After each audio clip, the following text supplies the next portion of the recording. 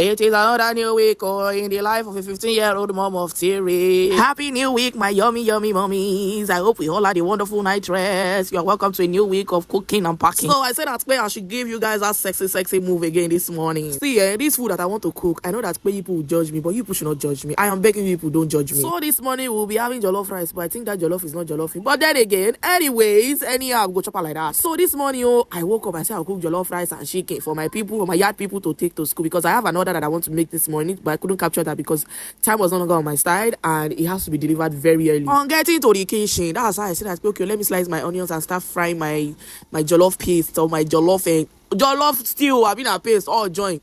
That's why I say that I pick the onions. That's why I now say that the onions have spoiled inside. So in one word, there is no onions to cook this jollof rice.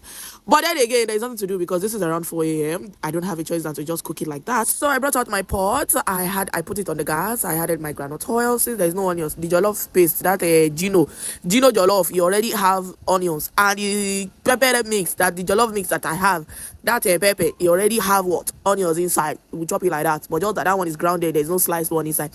So I put everything together, added my seasoning, added my chicken stock. So I put everything together, allow everything to marinate.